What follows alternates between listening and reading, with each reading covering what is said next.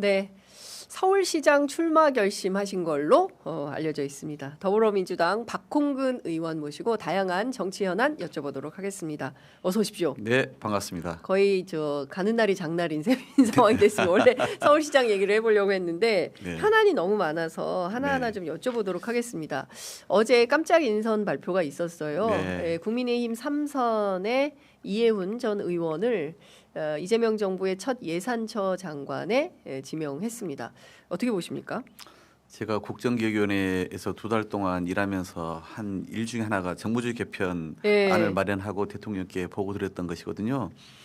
그래서 어찌 보면 제 손으로 이제 기획산처가 만들어졌고 그 첫 장관 후보자가 지명된 것인데 매우 의외였습니다. 깜짝 놀랐습니다. 매우 의외다. 이혜원 전 의원은 저하고 기획재정위원회에서도 일을 했고 제가 예산결산특별위원회를 여러 번 했는데 그중에 한번 또 가장 핵심인 그 소위원으로서 집중적으로 예산 심사도 같이 해봤거든요. 물론 그분이 아주 극우적이나 아주 보수적이는 않습니다. 상대적으로 좀 이렇게 합리적인 부분은 있습니다. 그런데 현역 국민의힘 위원장을 장관으로 발탁할 것이라고는 전혀 생각치를 못했어요. 저는 아마 관료 중에서 이 정부의 좀 철학을 제대로 이해한 사람으로 하지 않겠냐 이렇게 좀 예상을 했던 것인데 매우 뭐 국민들과 함께 저도 놀랐습니다. 의원들 반응은 좀 어떻습니까? 뭐 의원들의 텔방에서 좀 의외다 이런 의견들이 많았고 거기서 아주 뭐 잘한 뭐 인사다 이런 것은 아직은 좀 찾아보기는 잘된 어려운데 인사다 이런 건 없었어요. 근데 이제 대통령께서 워낙 이 진보 보수 따지지 않고 그 이 진영을 넘어서 실력 있는 사람이라면 쓴다라고 하는 확고한 인사 철학을 갖고 계시지 않습니까? 그런 차원에서 더구나 이제 국가 재정 문제에 대해서는 전문성과 함께 아주 꼼꼼하게 세밀하게 잘 살필 수 있는 사람이 필요해서 쓰신 것 같긴 하는데 또 이로 인해서 이 보수 진영이 여전히 반성하지 않고 있는 상황에 저쪽 진영을 오히려 더 고립시키는 그런 정치적인 측면도 결과적으로는 있을 수 있겠지요. 그런데 또 한편에서는 결국은 그동안의 이 국가 재정에 대해서 입장의 차이가 좀 현격했던 분 아닙니까? 그래서 이재명 정부의 국정 철학 또 민주당의 노선 그래서 현 정부의 어떤 방침과 제대로 이제 맞아 떨어질 것인지에 대한 우려가 있는 게 사실이지요. 그런 부분이 향후에 인사청문회에서 제대로 확인돼야 될 것 같고 또 하나는 내란 계엄 이후에 국민의힘 소속으로서 마치 윤석열을 좀 옹호하고 두둔하는 듯한 그런 발언을 좀 하지 않았습니까? 본인이 어제 오늘 언론 인터뷰에 이제 거기에 대해서는 당 소속으로서 뭐 불가피하게 참석했다 그리고 뭐 반성한다 그리고 계엄은 잘못됐다 이렇게 얘기는 하고 계시거든요.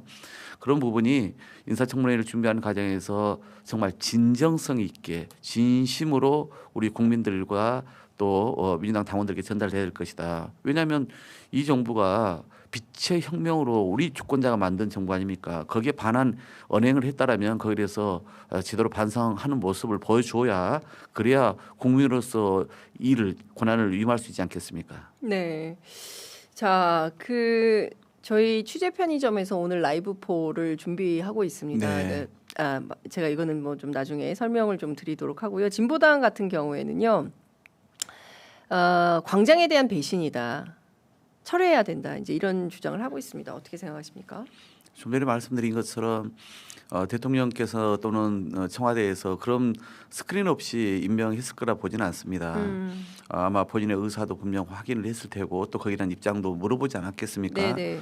근데 아직은 이제 뭐 몇몇 인터뷰에 개별적으로 간헐적으로 이제 의견이 나오고 있는 것인데 본인이 정말 이제는 진영을 떠나서 국가 국민을 위해 봉사할 준비가 돼 있다면 그런 헌정 질서를 유린한 행위에 대한 자신의 입장을 명명백백하게 이제는 공개적으로 밝히는 것이 옳다 이렇게 보지요. 네. 명명백백하게 헌정 질서 유린에 대한 본인의 입장을 밝히면 그게 진정성이 확인이 되면 인사청문회 과정을 거칠 수밖에 없지 않습니까? 그렇죠, 제가 또 마침 당연히. 기획재정위원이에요. 기획재정. 인사청문을 해야 됩니다. 그래서 네. 아까 두 가지 측면, 물론 개별적인 어떤 도덕성 측면도 우리가 볼 수밖에 없지만은 첫 번째 이 국가 재정에 대한 입장이 과연 이 국정 철학과 민주당 노선에 맞느냐. 두 번째는 그런 윤석열 내란 수계에 대한 입장 그리고 그 내란 계엄에 대한 자기의 의견에 대해서 당시의 입장과 지금의 입장이 어떤지에 대해서 따져 물을 수밖에 없지 않겠습니까? 네, 그렇죠. 중요한 것은 이제 이재명 정부 그리고 민주당의 기본 노선은 이제 확장 재정, 그 다음에 이제 이해운 의원의 노선은 또 건전 재정, 뭐 이렇게 표현을 학계에서는 하긴 합니다만 어쨌든 저희도 그동안은 늘 확장 완전히 재정을 얘기하는 것은 아니고요. 아. 예, 지금 국가의 재정 상태 또 경제 상황, 민생의 형편 이런 것을 종합적으로 감안해서 때로는 확장 재정을, 때로는 건전 재정 이게 민주당의 입장인 것이죠. 네, 근데 그에 대해서 이해운 후보자의 입장이 어떤지는 인천 과정에서 그동안 하여튼 건전 재정을 주로 얘기해왔던 그렇죠. 보수적인 입장이 예, 있었죠. 예. 그렇기 때문에 지금 국가의 재정 상태나 또 그 정부의 지금의 그 입장이나 또는 경제 민생 상황이라고 하는 것이 그렇게 건전성만 얘기할 수 없는 상황 아니겠습니까? 그러니 네. 본인의 입장이 어떤지를 저는 꼼꼼히 따질 수밖에 없습니다. 이회식 그 어떤 포석이라고 보세요? 대통령이 분명히 이렇게 막 난리가 날 거라고 알고 계셨을 텐데 그럼에도 불구하고 이해운이라는 인물을 초대 첫 예산처 장관에 앉힌 이유는 어떤 맥락으로 이해를 좀 해야 그 부분은 제가 아까 됩니까? 말씀드린 것처럼 예. 이제 본인의 이 흥묘병묘 정말 국가 국민을 위해서 필요한 사람이라면 진영 가리지 않겠다 해서 이제 지난번에도 인사에서 전 정부 윤석열 정부의 국무위원임에도 불구하고 농식품부 장관을 쓰지 않았습니까? 네, 송미령 장관. 예, 그래서 농민단체들도 되게 많이 반대를 반대했었죠. 했었죠. 그런데 지금은 또 일 잘하고 있다 이런 평가도 있지 않습니까? 네, 네. 이번에 이해운, 김성식 전 장관을 쓴 것은 그 사람들이 상대적으로 합리적인 보수라고 하는 측면도 고려됐을 거고 그렇지만은 그 분야에 있어서는 또 자기 전문성 그리고 저는 한편에서는 대통령이 어떤 평소에 자기 소신과 지론을 그렇게 지키지 않았을 때 좀 답답해하는 부분이 있거든요. 가령 국무위원들도 30% 여성을 좀 채워야 된다라고 하는 생각들이 있었을 거예요. 근데 여성. 그게 지난번 교육부 장관 등으로 인해서 좀 안 되지 않았습니까? 네, 네. 그런 부분도 충분히 고려를 했겠죠.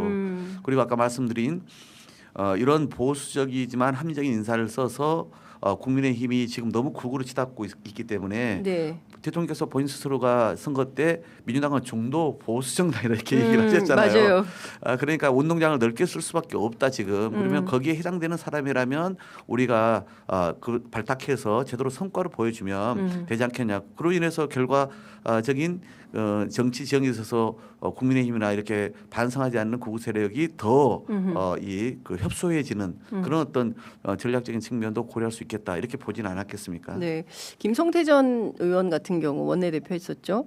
이재명발 정계 개편 신호탄이 오른 것 같다.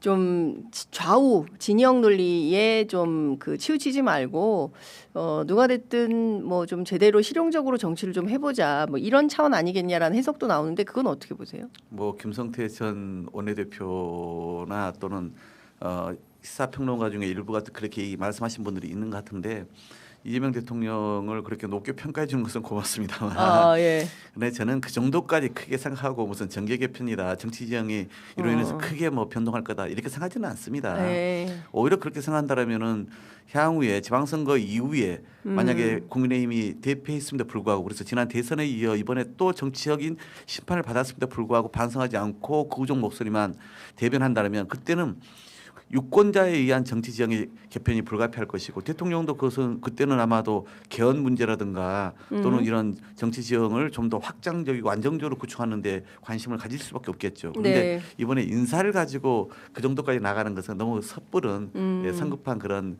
추측이다 이렇게 보여집니다. 민주당 안에도 그렇게 해석하시는 분들이 좀 계셔가지고 제가 좀 여쭤봤습니다. 또 하나 어제 중요한 인사 가운데 하나는 정무특보 인사였어요. 조정식 의원의 이제 당의 육선 정치인인데 그리고 국회의장 선거 출마하시는 걸로 다 알려져 있는데 이분을 정무특보로 기용했다라는 함의, 정치적 함의는 어디에 있다고 보십니까? 뭐라고 보세요? 아무래도 대통령실 안에 정무수석도 있고 여러 참모들이 있긴 합니다만은 또 국회와의 관계에서 또 원내대표나 당 대표도 있긴 합니다만은 다선의 이 노련한 경험 네. 또 본인과의 어떤 충분한 소통이 가능한 그런 중진 의원을 통해서 국정 운영에 좀 도움을 받고자 하는 그런 뜻이 있겠죠. 뭐 알다시피 조정식 의원은 저랑 함께 네.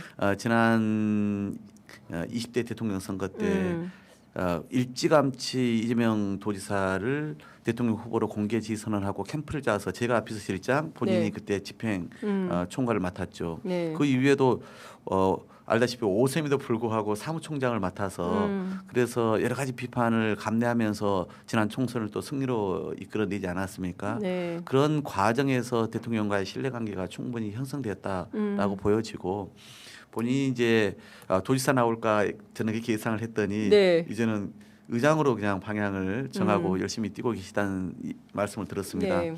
그러니까 저는 뭐 국회의장 되라고 힘을 실어줬다 이런 측면보다는 지금은 이제 더 고도의 정무적 판단이 많이 요구되는 시점으로 가고 있기 때문에 그런 신뢰가 있는 사람과의 어떤 소통 채널로서 기능 역할을 좀 주는 거 아니냐 네. 이렇게 저는 보는 편입니다. 네, 오늘 언론들은 이 사선의 정청래 대표를 조금 더 넘는 차원을 넘는 차원에서 어떤 정무 판단을 요하는 직위에 앉힘으로써 당청 관계에서 청와대 우위의 당청 관계를 가져가려고 하는 포석 아니냐 이런 분석이 있습니다. 어떻게 보세요? 저는 언론이 너무나 우리 안에 갈등을 좀 부추기는 측면이 있다고 생각해요.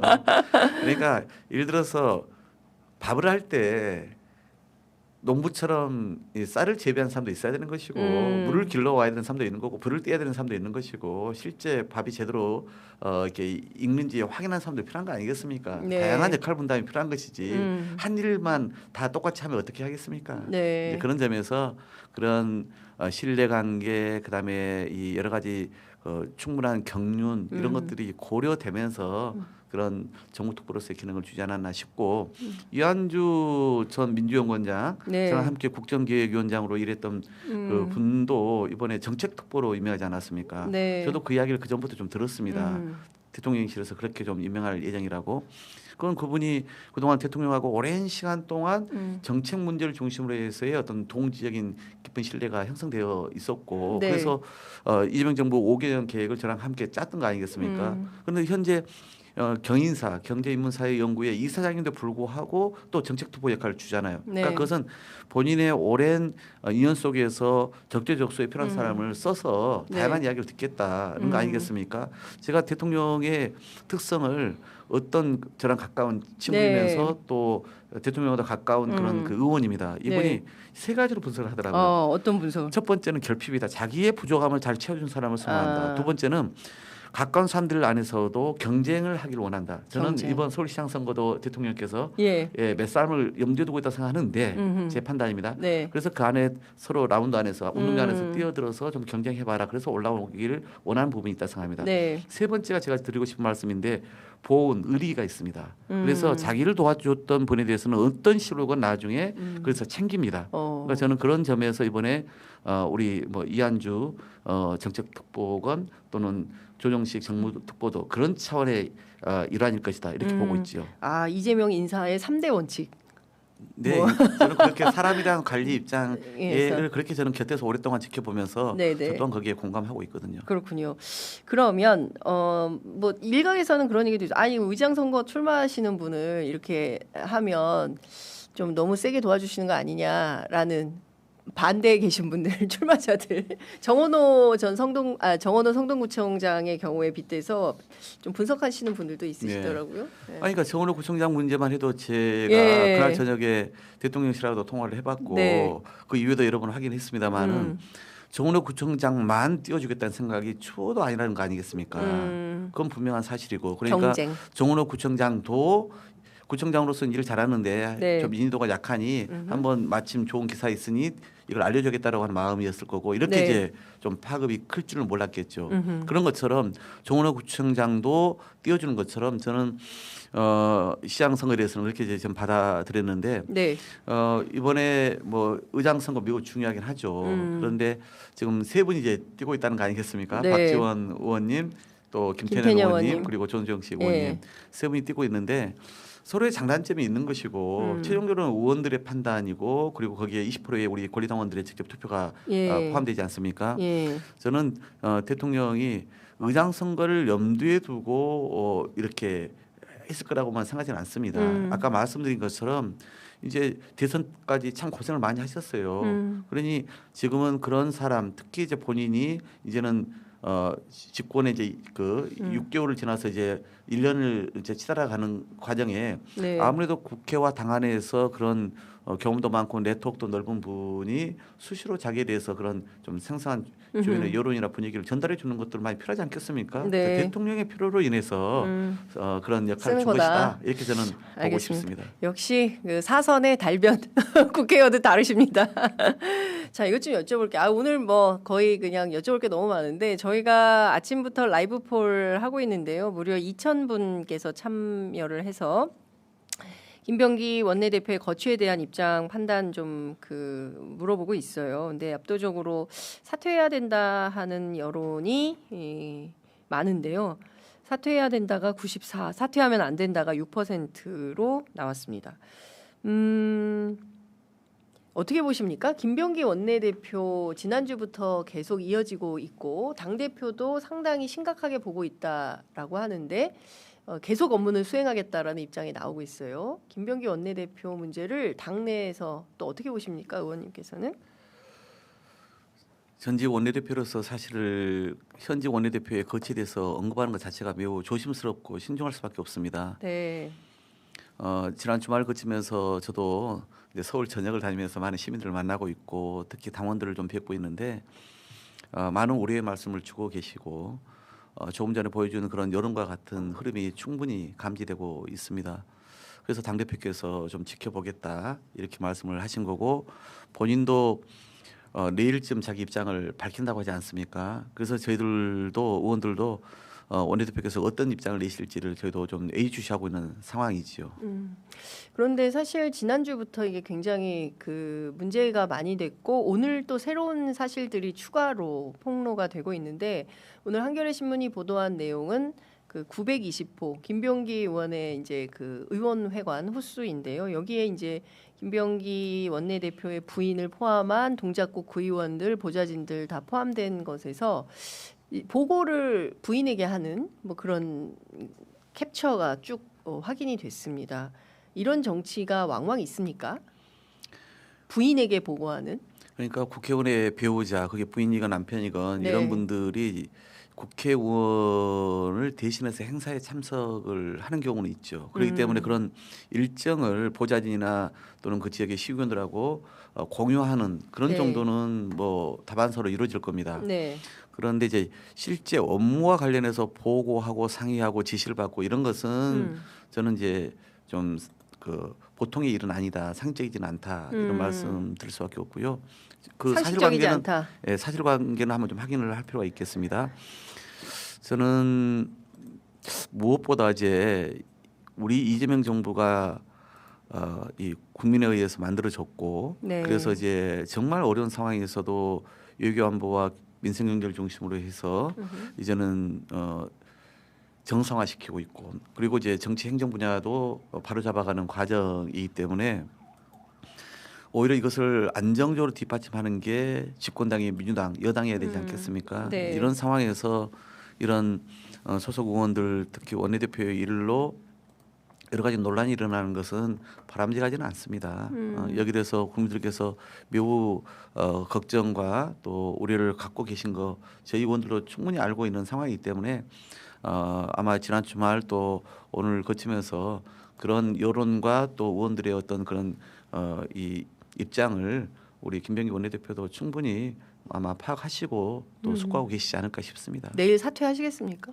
그거야 뭐 예단할 수는 없죠. 저는 물론 제가 과거에 이재명 당대표의 체포 동의안이 가결되었을 때 너무나 충격이었고 또 뭐 배신감도 한편은 들었고 해서 그때는 전직 원내대표지만 사실은 현직 원내대표에 대해서 제가 좀 쓴소리를 낼 수밖에 없었습니다. 네. 하지만 가장 바람직한 모습은 모든 상황에 대해서 상식적으로 판단하는 것이고 그것이 이심전심의 그런 정치 아니겠습니까? 네. 그러니까 누군가를 책임을 물어서 강제로 이렇게 내려오게 하거나 물러나게 하거나 이런 것들보다는 전반적 상황에 대한 이 고도의 정무적인 판단에 의해서 네. 결정하는 것이 더 낫겠죠. 그런 점에서 막 공개적으로 의원총회에서 거치 문제에 대해서 압박하고 뭐 요구하고 이런 것보다는 본인께서 지금 전체적인 상황을 판단하고 그리고 사실관계도 본인께서 가장 잘 알고 있을 것이기 때문에 그에 대해서 잘 준비를 해서 해명할 건 해명을 하고 그래서 최종적으로 지도부하고 좀 이렇게 이런 문제에 대해서 논의를 하는 것이 맞지 않을까 생각하죠. 그런데 저로서는 지금 언론에 나온 거 이외에는 실제 사실관계가 무엇인지는 정확히 이제 알 도리는 없습니다. 가령 부인이 구의 그 부의장에 네. 법인카드를 썼다는 얘기도 제가 들은 바에 의하면 또 그건 사실 아니라고 또 얘기를 하는 분이 있거든요. 네. 그래서 그런 것들에 대해서 좀 더 소상하게 우선 좀 밝힐 필요가 있겠다 싶습니다. 그러니까 지금 민주당 내부에 뭐 몇몇 의원들이 무리를 빚은 의원들이 있지 않습니까? 뭐 제가 실명은 이야기하지 않겠습니다만 뭐 이런 분들도 뭐 다 버티고 있기 때문에 내가 왜 나가야 되냐라는 판단을 하는 걸로 기자들 사이에서는 전해지고 있습니다. 근데 이제 가랑비에 속옷 젖는다고 이런 문제들이 켜켜이 쌓이면 결국 이것은 당에 화가 될 수밖에 없는 것이고 많은 국민들께서 빛의 혁명으로 탄생한 그리고 언제나 이런 그 혁명의 상황에서 가장 주체의식을 가지고 적극적으로 싸우는 민주당의 정치인들이 뭐 전부는 아니지만 일부에서 이런 문제가 생겼을 때는 상식적이고 합리적인 판단으로 결론이 났었던 것 같은데 이번에는 그렇지 않은 것에 대해서 도무지 이해할 수 없다 이런 반응도 있습니다. 비단 뭐 이번뿐만 아니라 뭐 선출직 공직자로서 네. 최고의 자리인 국회의원들은 말할 것도 없는 것이고요. 또 우리가 과거에도 보면은 늘 내로남불이라고 하는 프레임에 갇혀서 맞습니다. 우리의 어떤 그 신뢰도를 까먹는 경우가 많았습니다. 그렇기 때문에 더구나 지금은 매우 국가적 혼란을 우리가 국민의 어떤 그 지혜로 이겨내서 그래서 지금 나라를 정상화시키고 있기 때문에 그것을 주도하는 우리 집권 여당의 그런 주요 지도부 또 의원들은 더 철저하게 자기 문제에 대해서 관리를 하고 그래서 국민들 앞에서 어떤 사안을 주장할 때 그것을 뒷받침할 수 있는 도덕적 명분 또한 가져야 되는 것이 마땅한 네. 일 아니겠습니까? 그런 점에서 최근 당 안팎에서 좀 벌어지고 있는 여러 가지 원들과 관련된 문제가 매우 좀 심각한 것은 사실이고 그래서 네. 저 또한 매우 좀 걱정스럽게 보고 있습니다. 네. 네, 걱정스럽게 보신 지 꽤 되시는 걸로 알고 있는데 이게 걱정스럽게만 볼 게 아니라 이제는 뭔가 해결을 하고 그리고 내년 새해를 맞이해야 되는 것은 아닌가라는 생각이 좀 들어서 제가 짓궂지만 계속 질문을 좀 드렸습니다. 오늘 3대 특검 가운데 김건희 특검이 마무리되고 오전 10시부터 수사 결과를 발표합니다. 지금까지의 전체 3대 특검 수사 성과에 대해서는 어느 정도 평가를 하시고 그리고 미진한 부분은 어떻게 해결되어야 된다고 보시는지 말씀 부탁드릴게요. 3대 특검이 뭐 제한된 기간과 수사 인력을 가지고 최선을 다했다고 저는 평가를 합니다. 그중에서 오늘 이제 최종 마무리하는 김건희 특검이 그중에서 제가 보기에는 가장 많은 어떤 그 성과를 낸 거 아니냐 이렇게 보거든요. 네. 뭐 알다시피 16가지 수사 범위가 있었는데 이제 그걸 가지고 지금 현재 구속을 19명 그리고 기소를 한 60명 가까이 하지 않았습니까? 네. 그러니까 3대 특검 중에서 갈목한 성과를 낸 것은 분명해 보이고요. 네. 물론 아쉬움도 좀 남습니다. 뭐 알다시피 그 주가 조작 문제라든가 코바나 콘텐츠 관련된 네. 뭐 여러 가지 의혹이라든가 또는 국가 문화유산을 사적으로 좀 그 이용한 거라든가 양평도로 양평의 그 노선 변경 문제라든가 이런 여러 가지 현안에 대해서는 이걸 국가수사본부 경찰로 이첩을 하지 않았습니까? 네. 그래서 그런 건 좀 매우 아쉬운데 또 알다시피 본인이 자기 수사 관련해서 소위 검찰의 어떤 수사 지휘를 하고 또 그 검찰 인사와 관련해서 뭔가 법무장관한테 그걸 요구를 하고 이런 네, 네. 의혹도 있지 않았습니까? 박성재 장관 그렇습니다. 그래서 이제 그런 부분도 제대로 좀 가리지 못한 부분은 좀 우리가 좀 향후에 네. 보다 2차 종합특검을 통해서 밝혀야 될 대목이 아닌가 싶어요. 그러니까 이걸 국가수사본부도 물론 신속하게 하겠지만은 네. 그동안 우리가 지켜봤을 때는 여러 가지 한계가 좀 있었죠. 그래서 제가 특검을 추진했던 것이고 그래서 저는 이 2차 종합특검으로 국민적 의혹을 명쾌 해소해야 향후에 이걸 가지고 더 이상의 논란이 없지 않겠습니까? 네. 그런 점에서 저는 뭐 국민의힘이 이걸 정쟁으로 지선까지 끌어가려고 하는 거 아니냐 이렇게 얘기를 하지만은 네. 헌법 질서가 유린된 그 정말 역사상의 둘도 있어서는 안 될 그런 농단이기 때문에 이런 네. 문제에 대해서는 철저하게 해명을 해야겠죠. 해병대 사건만 해도 임성근 전 사단장 외에 대부분 다 구속영장 기각돼 가지고 제대로 네. 이게 해명이 안 되지 않았습니까? 그리고 이번 내란 계엄이 특히 최초의 어떤 과정을 통해서 기획되고 집행됐는지도 제대로 밝혀진 게 없어요. 그렇습니다. 그러니까 이런 부분을 그러면 그냥 덮고 갈 수는 없지 않습니까? 따라서 이런 부분은 종합특검을 통해서 미진한 부분을 정확히 우리 국민들께 이러이러하기 때문에 이것은 네. 반드시 밝혀가는 것이 나라를 위해서도 향후에 오히려 정쟁화 장기적으로 정쟁화시키는 것보다 낫습니다. 이렇게 설득하면서 마무리해 가야 되지 않겠습니까? 그 통일교 특검은 어떻게 해야 된다고 보십니까? 통일교 특검은 저는 국민의힘이 뭐랄까요? 막 본인들이 제일 처음에는 뭐 하자하자 얘기를 하다가 오히려 이것을 우리가 그냥 갑자기 받기 시작하니까 좀 당혹스러운 기색이 역력해요. 네. 왜냐하면 우리는 전재수 의원이나 또 임종성 전 의원이나 몇 사람은 이미 신속하게 수사를 받고 있고 네. 본인이 모든 것을 다 해명을 하고 계시지 않습니까? 그러니까 그 윤 전 법무장이라는 사람의 개인 진술 말고 뭐 드러난 것도 없고 본인 진술마저도 이제 바뀌고 있잖아요. 그렇죠. 그런데 국민의힘은 그 정도 수준이 아니에요. 네. 통일교의 그런 교인들이 집단적으로 당원에 가입해서 그렇습니다. 전당대회에 영향을 미치고 대선 네. 때도 영향을 미쳤다는 네. 거 아니겠습니까? 그렇습니다. 그리고 국가의 주요 정책에 또 개입한 흔적도 있는 것이고 그리고 실제 그 자금이 네. 대선으로 흘러들을 가능성도 배제할 수가 없거든요. 그러니까 헌법으로 봤을 때도 그렇고 이 범죄의 어떤 중대성으로 봤을 때도 그렇고 네. 훨씬 더 국민의힘이 타격을 받을 수밖에 없는 상황이잖아요. 그러니까 이제 본인들이 민주당이 받기 어려운 여러 가지 추천 방식 등을 고집하면서 시간을 끌고 있는 거 아닌가 싶거든요. 대통령께서 분명히 얘기했습니다. 지휘고하를 막론하고 여야를 막론하고 여기에 대해서는 철저하고 신속하게 수사라고 하지 않았습니까? 네. 이번에 그 본보기를 보여야 됩니다. 거기에 대해서는 신천지도 예외가 될 수는 없잖아요. 네. 저희는 여전히 지난 이재명 대통령의 그 이 첫 경선 때도 그랬고 그 이후에 국민의힘의 경선과 전당대회는 말할 것도 없었죠. 그러니까 네. 그런 특정 종교 집단이 조직적으로 당원 가입을 해서 그런 국민의 정상적인 그런 여론을 방해하면서 정치에 개입하는 행위 더 이상 반복해서는 안 되죠. 그렇습니다. 그러니까 사실은 좀 내란이 끝나면 뭔가 좀 정돈된 가운데 새롭게 출발하고 정책 중심으로 정치가 논의되지 않겠나라고 했는데 뭐 너무 많네요. 다뤄야 될 이슈들이 너무 많고 지금 뭐 29분인데 사실 오늘 서울시 얘기를 하나도 못 그러게 말해요. 왜 그 얘기를 하나 묻지 않고 또 다시 불러주시려고요? 네, 아무래도 한 네. 번 더 나오셔야 될 것 같고 자주 알겠습니다. 오세요. 예. 자주 불러주세요. 네, 정치 현안이 너무 많기 때문에 네. 뭐 이걸로는 마무리가 좀 안 될 것 같고 나머지는 제가 서울시와 관련해서는 별도로 또 한 번 네, 인터뷰를 그러시죠. 잡도록 하겠습니다. 아까 뭐 김병기 대표 뭐 어떤 얘기를 할지 현재로서는 예단하기 어렵다 말씀하셨는데 전직 원내대표로서 그리고 뭐 당을 가장 사랑하는 애당심으로 김병기 대표가 어떤 선택을 하기를 바라는지 끝으로 한 말씀 듣고 마무리하겠습니다. 끝까지 물어보시네요. 제가 좀 집요합니다. 네. 네.